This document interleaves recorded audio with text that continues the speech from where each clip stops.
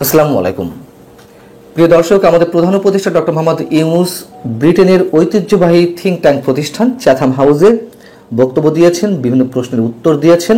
কিন্তু আমরা অবাক বিস্ময়ে লক্ষ্য করলাম একটি দেশের সরকার প্রধান কিভাবে তার দেশের সামগ্রিক জনগোষ্ঠীকে অপমান করতে পারেন। এবং প্রশ্ন উত্তর পর্বে যেই প্রশ্নগুলো ছিল তার উত্তর কোনোটি দিয়েছেন দায়সারা গোছের, কোনোটি এড়িয়ে গেছেন এবং কোনোটির ক্ষেত্রে আমরা দেখলাম তিনি বেশ নার্ভাস ফিল করছেন। অনেক প্রশ্ন সেখানে ছিল। অনুষ্ঠানের মডারেটর যেমন প্রশ্ন করছিলেন অনেক গুরুত্বপূর্ণ বিষয়ে, তেমনি অডিয়েন্স থেকেও নানান ধরনের প্রশ্ন আসছিল। অডিয়েন্স থেকে যে প্রশ্নটি এসেছে, আমি সে বিষয়ে আগে প্রশ্ন তুলি। সেখানে ভারত ইস্যুতে একটি প্রশ্ন ছিল যে বাংলাদেশ প্রতিবেশী দেশগুলোর সঙ্গে কি ধরনের সম্পর্ক চায়, এটি ভারতকে ইঙ্গিত করে করা ছিল। সেখানে প্রধান উপদেষ্টা যে উত্তরটি দিলেন বেশ মজাদার উত্তর এবং সত্যকে কতখানি এড়িয়ে গিয়ে তিনি এই উত্তরটি দিলেন। তিনি বললেন যে কিছু ভুয়া সংবাদ মাধ্যম এবং নানান মাধ্যম থেকে অপপ্রচারের কারণে সাইবার স্পেসে অস্থিরতা সৃষ্টি হয়েছে, যা দুই দেশের মধ্যে অর্থাৎ বাংলাদেশ ভারত সম্পর্কে নেতিবাচক প্রভাব ফেলেছে। আমার এই বিষয়ে কোনো মন্তব্য নেই। সবাই জানি আমরা যে কিভাবে ভারত বাংলাদেশের সম্পর্ক তলানিতে গিয়ে পৌঁছেছে, কে কার প্রতি আক্রমণাত্মক বক্তব্য কতটা দিয়েছে। হ্যাঁ, ভারতও দিয়েছে, আমরা অস্বীকার করি না, কিন্তু শুরু থেকেই 5 আগস্ট পট পরিবর্তনের পর থেকে সারা ভারতকে আক্রমণ করে অহেতুক উত্তেজনা সৃষ্টি করার জন্য নানান ধরনের আক্রমণাত্মক বক্তব্য দিয়ে আসছিলেন। অন্য রাষ্ট্রে গিয়েও নানান ধরনের আপত্তিকর বক্তব্য দেওয়া হয়েছে। যাই হোক, এগুলো আমরা সবাই জানি। IMF সম্পর্কে আন্তর্জাতিক মুদ্রা তহবিল থেকে বাংলাদেশ ঋণ পেতে তাদের যে বিভিন্ন ধরনের কঠিন শর্ত মেনে নিয়েছে সে সম্পর্কে প্রশ্ন ছিল। মডারেটর তাকে আমাদের প্রধান উপদেষ্টা জিজ্ঞেস করছিলেন যে IMF থেকে ঋণ পেতে বাংলাদেশের মানুষদের উপরে, মানে অধিক সংখ্যক মানুষের উপরে যে ট্যাক্স ইম্পোজ করা হলো, সে বিষয়ে আপনি কি মন্তব্য করবেন, কেন এমনটি করা হলো? এর যে উত্তর দিলেন, মানে পুরো এড়িয়ে গেলেন। এড়িয়ে গিয়ে কি বললেন? সারা পৃথিবী আমাদেরকে সমর্থন দিচ্ছে, যুক্তরাষ্ট্র, যুক্তরাজ্য, জাতিসংঘ থেকে শুরু করে পৃথিবীর সব রাষ্ট্র সবাই আমাদেরকে, মানে অন্তর্বর্তী সরকারকে অকুণ্ঠ সমর্থন দিচ্ছে, অবিশ্বাস্য সমর্থন দিচ্ছে। এটাই আমাদের নৈতিক ভিত্তি। আচ্ছা, মানুষের উপরে ট্যাক্স ইম্পোজ করা হচ্ছে, সাধারণ মানুষ কিভাবে নেবে বা কেন মানুষের উপরে এভাবে সরকারের অযাচিত সিদ্ধান্ত, এই প্রশ্নের উত্তর এটি হয়। এবং তার সঙ্গে যে বাড়তি কথাগুলো আমাদের প্রধান উপদেষ্টা বললেন সেটি পুরো বাংলাদেশকে অপমান করা বলে আমার কাছে মনে হয়। তিনি বললেন যে পুরো বাংলাদেশ দুর্নীতিগ্রস্ত, পুরো বাংলাদেশের মানুষ দুর্নীতিপরায়ণ, প্রতিটি সেক্টর দুর্নীতিগ্রস্ত, পুরো সিস্টেম দুর্নীতির মধ্যে ডুবে আছে। আমরা তো জানি যে আমাদের সিস্টেম অবশ্যই করাপ্ট, কিন্তু দেশের পুরো মানুষ, সামগ্রিক মানুষ, জনগোষ্ঠী সবাই দুর্নীতিগ্রস্ত। অবশ্যই দেশের একটি অংশ অনেক বেশি দুর্নীতিগ্রস্ত এবং হাজার হাজার কোটি টাকা দেশের বাইরে পাচার হয়েছে। এটি তো ওপেন সিক্রেট, লুকোচুরি কিছু নেই, আমরা সবাই জানি। তাই বলে নিজের কৃতিত্ব জাহির করতে যে আমি বাংলাদেশকে একটা রাইট ট্র্যাকে আনছি, আমি বাংলাদেশের জন্য এ কাজ সে কাজ করছি, এটা বলতে গিয়ে দেশের পুরো জনগোষ্ঠীকে তিনি অপমান করবেন। প্রশ্নকর্তাদের পক্ষ থেকে যে প্রশ্নগুলো ছিল আমি 2-3টির সম্পর্কে একটু বলি। একজন সাংবাদিকের প্রশ্ন ছিল যে 5 আগস্ট রাজনৈতিক পট পরিবর্তনের পরে আপনি যখন 8 আগস্ট বিদেশ থেকে বাংলাদেশে পৌঁছালেন এবং বিমানবন্দরে নেমেই আপনি সাংবাদিকদের বললেন আপনার কাজ হচ্ছে পুরো জাতিকে ইউনাইটেড করা। কিন্তু আমরা দেখলাম যে যেভাবে বঙ্গবন্ধুর বাড়ি বুলডোজার দিয়ে গুড়িয়ে দেওয়া হলো, যেভাবে মব সৃষ্টি করা হলো, সেখানে প্রশাসনের নীরবতা দেখলাম এবং সরকার চুপ থাকলো। একটি বিশেষ গোষ্ঠী বা একটি নির্দিষ্ট দল বাদ দিয়ে কিভাবে জাতীয় ঐক্য আপনি সৃষ্টি করবেন? আমাদের প্রধান উপদেষ্টা যে উত্তরটি দিলেন তা হচ্ছে, উনি খানিকটা ভেপাচাকা খেয়ে গিয়েছেন, দেখেছি একটু অপ্রস্তুত হয়ে পড়েছিলেন। তিনি তারপর বলছেন যে বাংলাদেশে ওই সময় পুলিশ কোনো কাজ করছিল না। যে পুলিশ 2 দিন আগে নির্বিচারে মানুষ হত্যা করেছে, কারো ভাই, কারো বোন, কারো পিতাকে হত্যা করেছে, সেই পুলিশ রুখে দাঁড়ানোর মতন নৈতিক মনোবল তাদের ছিল না। সেই পুলিশকে আমরা জায়গায় নিয়ে এসেছি, সেই পুলিশ এখন কাজ করছে, বেশ ভালো কথা। এবং তিনি এই কথাও বলেছেন যে পুলিশ যে হত্যা করেছে তার ভিডিও ফুটেজ মানুষের হাতে হাতে, মোবাইলে, সত্য কথা। কিন্তু এ কথাও তো সত্য, যখন বুলডোজার দিয়ে বঙ্গবন্ধুর বাড়ি গুড়িয়ে দেওয়া হলো সেই ভিডিও তো সারা বিশ্ববাসীর কাছে পৌঁছে গেছে, তারা লাইভ দেখেছে, কোনো টেলিভিশন লাইভ করছিল। পুলিশ নির্বিচারে মানুষ হত্যা করছিল, সেই ভিডিও মানুষের কাছে রয়েছে, তাদের সেগুলোর বিচার হবে। কিন্তু বঙ্গবন্ধুর বাড়ি যেভাবে ভাঙচুর করা হলো তার ফুটেজে তো রয়েছে, কেন সেইগুলো দেখে অপরাধীদের খুঁজে বের করে তাদের বিরুদ্ধে কোনো অ্যাকশন নেওয়া হচ্ছে না? নির্বাচন নিয়ে যে প্রশ্ন করা হলো মডারেটরের পক্ষ থেকে যে আপনি 2026-এর এপ্রিলে নির্বাচন ঘোষণা করেছেন, কিন্তু এই নির্বাচন তো দেশের অধিকাংশ রাজনৈতিক দল হাতে গোনা 2-4টি বাদে আর কেউ এই নির্বাচন এপ্রিলে মানতে চাইছে না। তারা এন্ড অফ 2024 ডিসেম্বরে নির্বাচন চাইছে। এই নির্বাচন কি গ্রহণযোগ্য হবে? এবং আওয়ামী লীগকে নির্বাচন থেকে দূরে রাখতে তার রাজনৈতিক কার্যক্রম নিষিদ্ধ করা হয়েছে। এটা কি ফ্রি এবং ফেয়ার নির্বাচন হবে? আপনার কি মনে হয়? আমাদের প্রধান উপদেষ্টা যেটি বললেন, 17 বছর পর একটা ঐতিহাসিক নির্বাচন হচ্ছে, অনেকগুলো কমিশন গঠিত হয়েছে, সংস্কার কমিশন গঠিত হয়েছে, জাতীয় ঐক্যমত্যের কমিশন গঠিত হয়েছে। আপনি কোথাও শুনেছেন যে জাতীয় ঐক্যমত্যের কমিশন পৃথিবী আর কোথাও হয়েছে? আমরা করেছি। এবং সংস্কারের মাধ্যমে তরুণরা ভোট দিতে পারবে। কি উত্তরে কি বললেন, মানে কি প্রশ্নে? এবং একই সঙ্গে আরো প্রশ্ন ছিল যে কেন ভোটারদের উপর আপনি আস্থা রাখতে পারছেন না? কেন আপনার নিয়োগ করা কমিশনের সদস্যদের পরামর্শ অনুযায়ী আপনি সবকিছু করছেন? কেন ভোটারদের নিজস্ব যে চিন্তা ভাবনা, তাদের যে জাজমেন্ট, সেগুলোর উপর আপনি আস্থা রাখতে পারছেন না? আওয়ামী লীগকে কেন্দ্র করে এই প্রশ্নটি ছিল। এবং জুলাই চার্টার নিয়েও প্রধান উপদেষ্টা নিজে প্রসঙ্গ তুলেছেন এবং বলছেন যে এটি জুলাইয়ের মধ্যে ঘোষিত হবে, ইত্যাদি ইত্যাদি, আরো অনেক কিছু বলছেন যে এটি তরুণদের চাওয়া, যারা আন্দোলন করেছে তাদের চাওয়া। তো সেই জায়গা থেকেও মডারেটরের প্রশ্ন ছিল যে এখানেও তো আওয়ামী লীগের মতামত নেওয়া হবে না, তাহলে এত মানুষের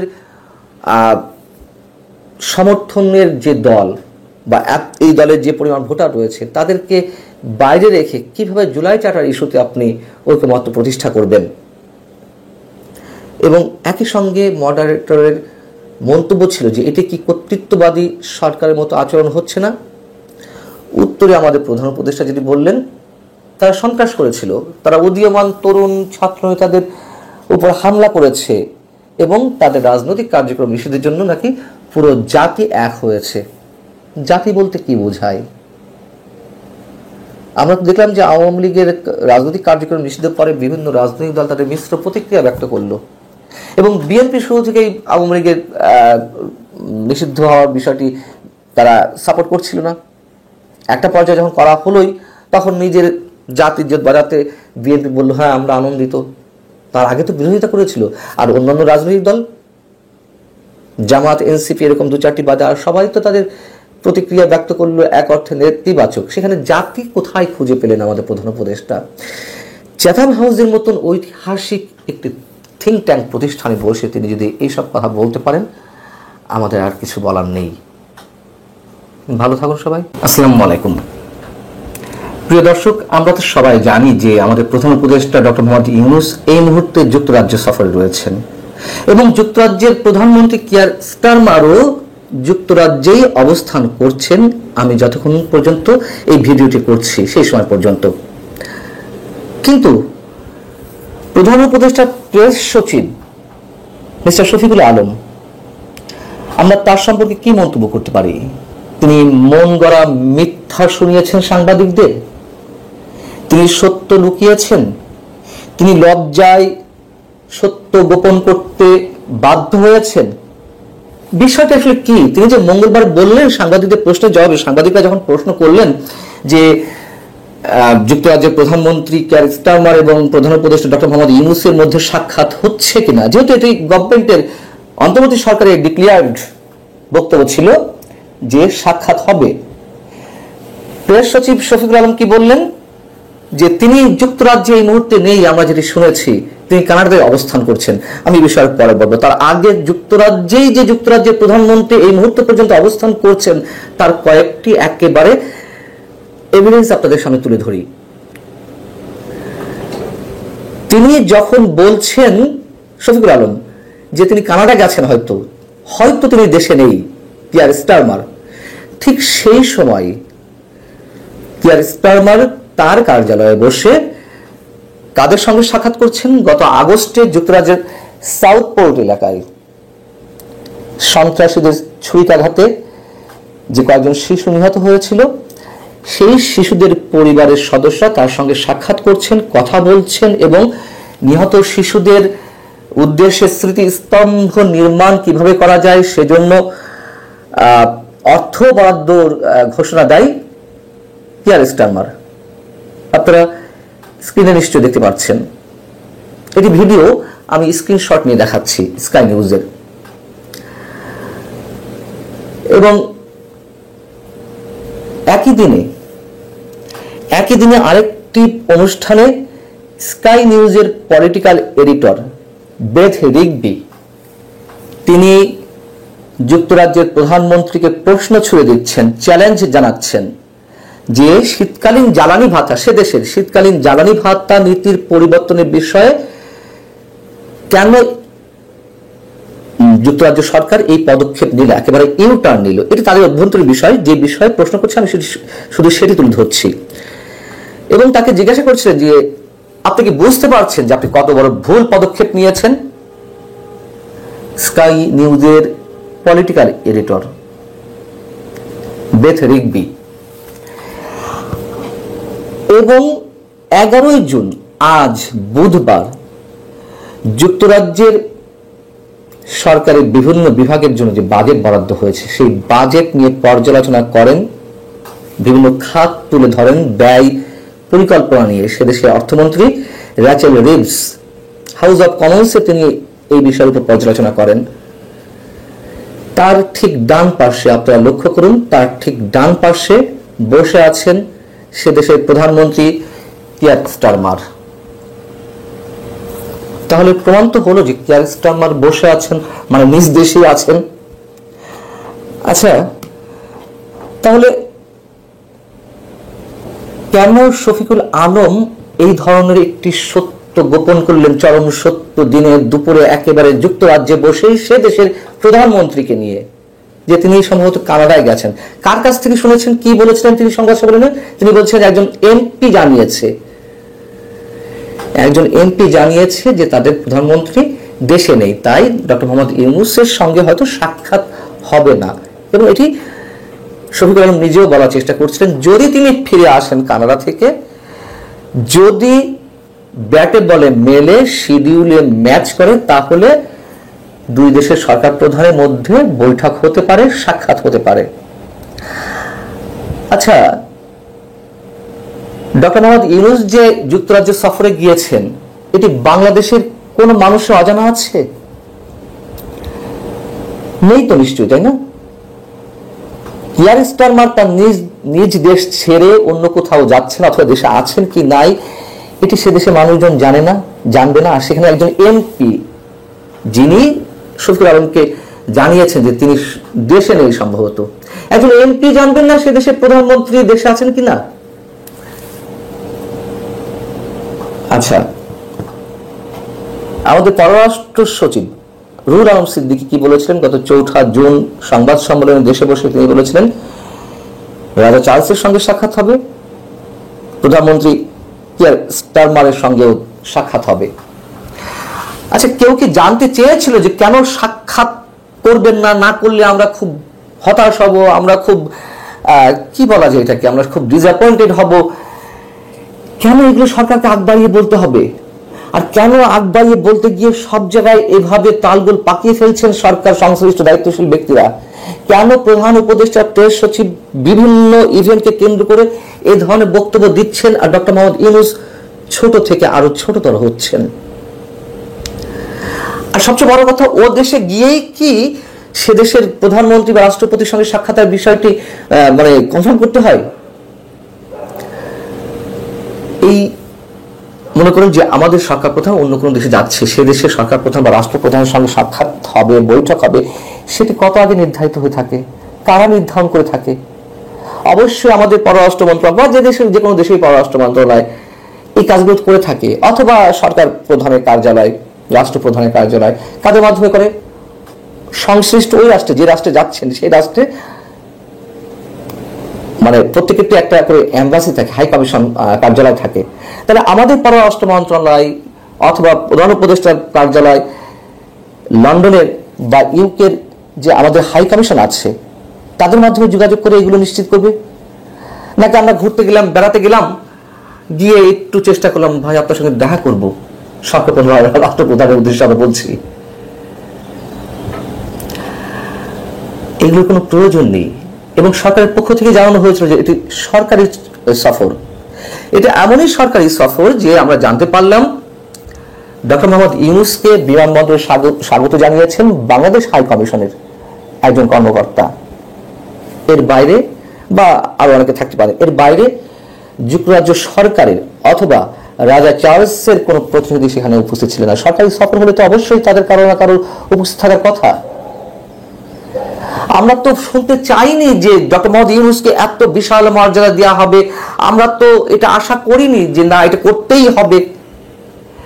তাহলে কেন এগুলো প্রতিটা সফরে, প্রায় প্রতিটা সফরের সময় এগুলো এই ধরনের লঙ্কা কাণ্ড বাঁধানো হচ্ছে?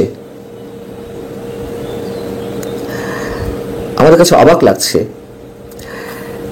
শফিক সাহেব এই কথাগুলো না বললেও পারতেন। আমি সব বাদ দিলাম।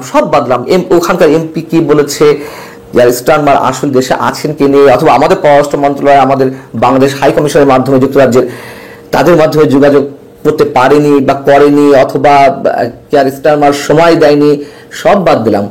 শফিক সাহেব মানুষকে এতটাই বোকা মনে করেন যে ইনফরমেশন টেকনোলজির যুগে তিনি যেই হোটেলেই থাকুন না কেন, সব হোটেল লবিতে তো টেলিভিশন চলে, সেই দেশের প্রধানমন্ত্রী বা রাষ্ট্রপ্রধানের সংবাদ কিছুক্ষণ পর পর তো হেডলাইন গুলো দেখা যায়। তার জন্য তো এমপির খোঁজ লাগে না, বাংলাদেশের পররাষ্ট্র মন্ত্রণালয়, লন্ডনের বাংলাদেশ হাই কমিশনের সূত্র, এগুলো কিচ্ছু লাগে না। 5 মিনিট চোখ বোলালেই হয়ে যায়, টেলিভিশন স্ক্রলেই দেখা যায় যে সে দেশের প্রধানমন্ত্রী রাষ্ট্রপতি কোথায় থাকছেন। আমাদেরকে বোকা বানাতে গিয়ে তারা নিজেরাই যে কতটা খেলো করে ফেলছেন নিজেদেরকে, এটুকু বোঝার ক্ষমতা কি তাদের নেই? হয়তো আমাদেরকে আরো অনেক কিছু দেখতে হবে, তার জন্য আমরা প্রস্তুত আছি। ভালো থাকুন সবাই, আল্লাহ হাফিজ।